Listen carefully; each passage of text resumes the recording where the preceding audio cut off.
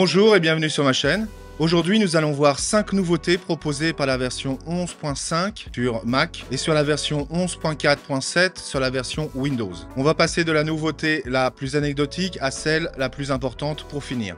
Si la mise à jour ne se fait pas toute seule, je vous mets les liens en description pour le télécharger et réinstaller l'application Filmora. Ceci est mon 48e tutoriel, donc n'hésitez pas à consulter ma playlist si le sujet vous intéresse. Un certain nombre de ces nouveautés n'est disponible que sur la version Windows au moment de l'enregistrement de cette vidéo, mais ça devrait être rapidement mis à jour sur la version Apple de Filmora. Allez, commençons tout de suite par la première nouveauté.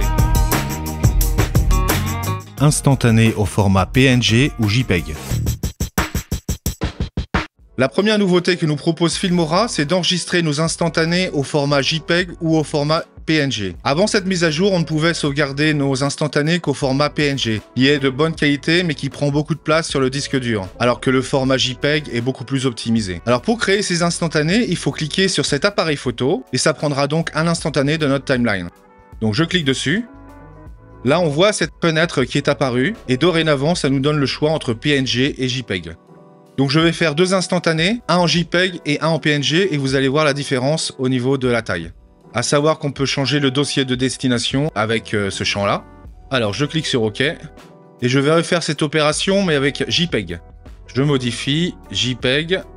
OK. Allez, maintenant on va comparer la taille. Donc on voit que les 2 instantanés sont apparus dans Média de projet. Pour ouvrir le dossier, on va cliquer droit sur une des 2 images et on va cliquer sur Révéler dans Explorer. Alors, je déplace la fenêtre. Alors, on voit que celle-là fait 128 kilooctets et celle-là fait beaucoup plus, quasiment 1 méga. Les instantanés, ça a beaucoup d'utilités. Une de ces utilités, c'est de créer des miniatures, par exemple. C'est très pratique de créer des fichiers images de moindre taille parce qu'il y a une limite au niveau de YouTube. Si votre miniature dépasse une certaine taille, il ne le prendra pas, il l'acceptera pas, tout simplement. Ok, donc on a vu la première nouveauté. Passons à la suivante. Exportation de vidéos avec effet de transparence. Alors deuxième nouveauté, on peut effectivement exporter des vidéos et garder un effet de transparence qui peut être pratique si on veut réutiliser cette vidéo en question. Et là, on veut garder cette animation pour plus tard, c'est l'ajout d'un élément et d'un titre. Voyons l'animation ensemble. Voilà, donc c'est sympa. Je voudrais pouvoir le réutiliser plus tard. Donc je vais cliquer sur Exporter. Et là, il y a un nouveau format qui est apparu, GoPro Cineform. Donc je choisis ce format-là. Je clique sur Paramètres. Et là, je vais choisir, si ce n'est pas le cas, CFHD Alpha. Donc ensuite, je clique sur OK. Et il ne me reste plus qu'à exporter.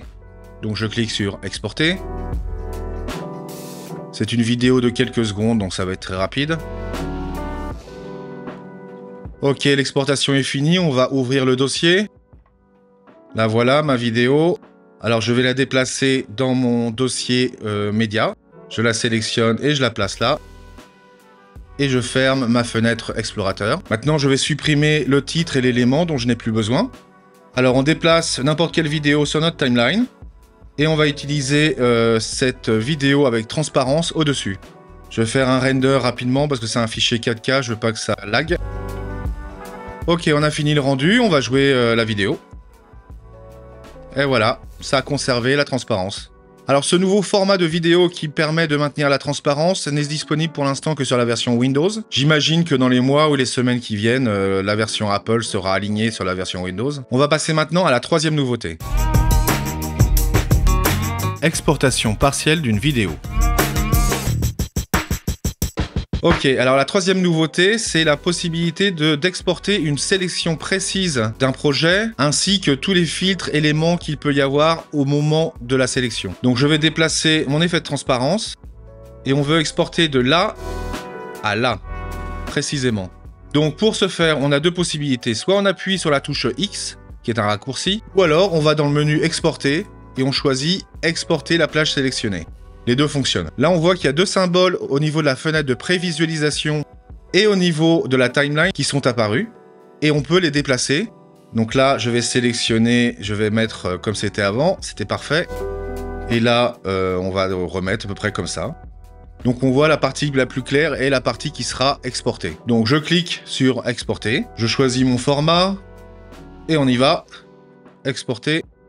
Donc là, bien évidemment, c'est quelques secondes, donc ça sera rapide également. Ok, l'exportation est finie. On va constater qu'il a bien choisi cet extrait et rien d'autre. Ouvrir le dossier. Et on double-clique. Donc ça a fonctionné, c'est parfait. Alors, si vous souhaitez sortir de cet affichage, il faut appuyer simultanément Shift et X.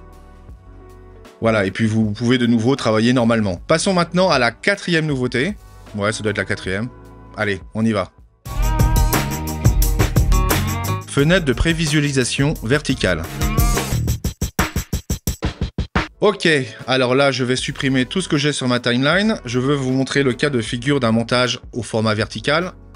D'ailleurs, j'ai fait une vidéo dédiée sur le format vertical. Je vous mettrai le lien en haut, là.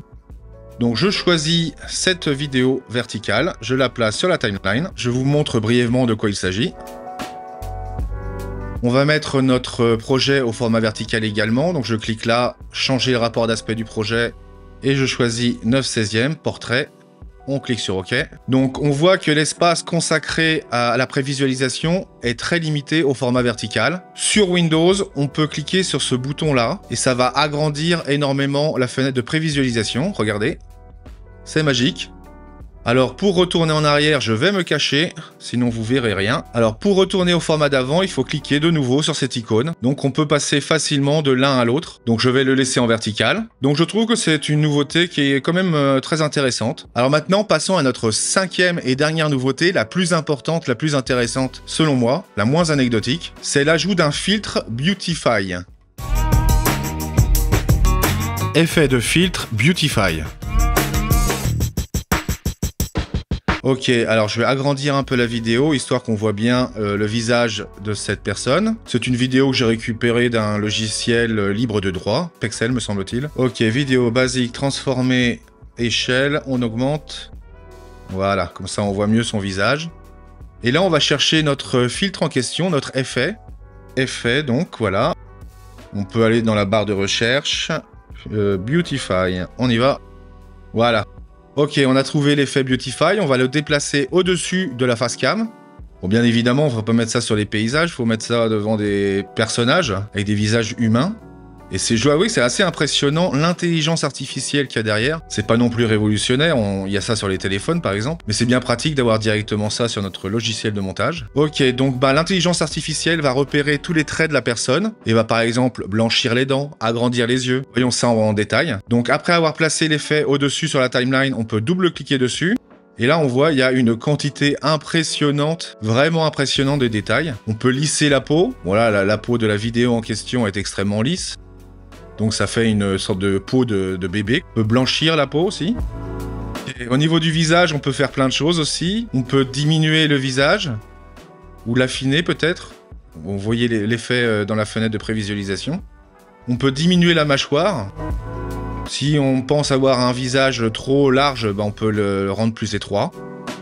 Voilà, il y a des choses, moi j'ai aucune idée de ce que ça peut être. Bon là je le fais, vous voyez quand j'augmente ce que ça peut faire directement. Au niveau des yeux, on peut agrandir, on peut les agrandir, on peut les réduire. On peut rendre les yeux ronds. Oh là, là faut pas exagérer non plus là quand même. Ça fait un peu extraterrestre au bout d'un moment. On peut augmenter la distance entre les yeux. Passons maintenant au dernier onglet, le nez. Là on peut le rendre plus étroit si on estime qu'il est trop large. Ah oui effectivement, oui. Là c'est spectaculaire effectivement. On peut augmenter ou diminuer la longueur du nez. Ah ouais. Rhinoplastie de profil. Bon, bref, il y a plein de choses. Bon. Alors, je vais vous montrer une fraction de cette vidéo avec l'effet et sans l'effet. Je retourne au début. On va faire sans effet. Donc, je clique sur l'œil.